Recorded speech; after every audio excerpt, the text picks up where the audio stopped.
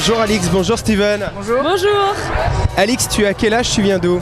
J'ai 17 ans et je viens de Landudal, c'est à côté de Quimper. Et tu es lycéenne. Oui, je suis lycéenne. Je vais en terme ES à la rentrée. Steven. Bonjour. Je viens du même village, à côté de Briec, pas trop loin de Quimper en effet, à Landudal. Et tu fais quoi dans la vie? Actuellement je suis étudiant à Brest, à l'IUT GE2I. C'est quoi? IUT électronique et informatique industrielle. Vous êtes bénévoles tous les deux ici au stand kebab, aux Vieilles Charrues. Qu'est-ce que ça vous apporte le fait d'être bénévole? Bah c'est aussi pour l'ambiance parce que c'est vachement bien.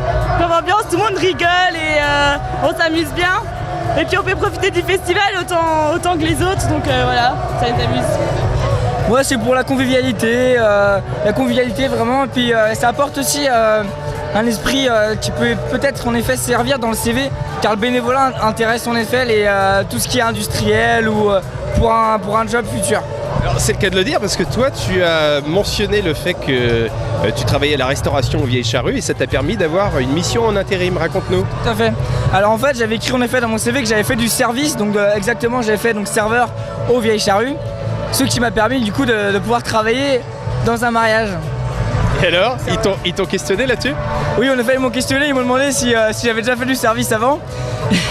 Et je leur ai dit que j'avais fait du service aux Vieilles Charrues, mais non, ils m'ont dit que c'était pas réellement du service. Mais ça m'a permis donc d'avoir ce job en effet.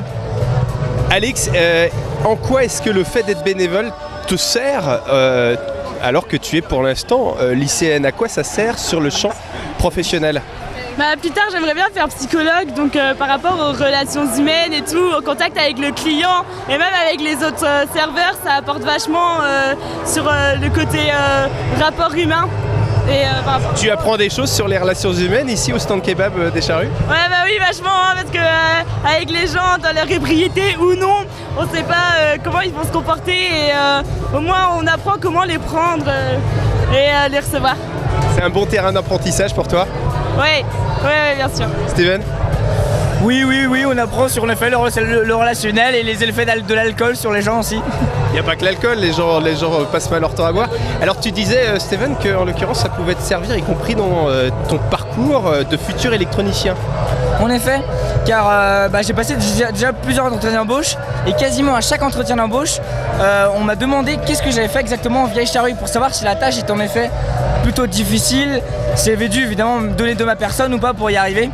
Et je pense que c'est en effet un plus pour le CV et pour peut-être le job qui fera qu'on sort peut-être du lot comparé aux autres personnes. Ce que tu dis, c'est que plus une tâche est difficile et plus après, difficile dans un job en intérim ou en bénévolat, et plus finalement ce sera facile dans la vie professionnelle.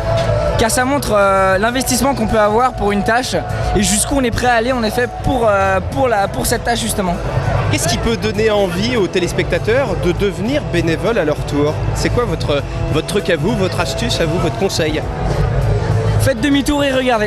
Ouais, franchement, c'est juste pour l'ambiance, tout le monde devrait devenir bénévole. Parce que c'est trop bien, enfin, tout le monde on s'amuse trop et on s'éclate et voilà, c'est génial. Alors, notre ami là, on est une quinzaine d'amis là qui sont là, donc c'est vraiment très bonne ambiance et même vous pouvez voir, c'est génial, ça bouge tout le temps, c'est une super ambiance pendant 4 jours. Merci à vous deux.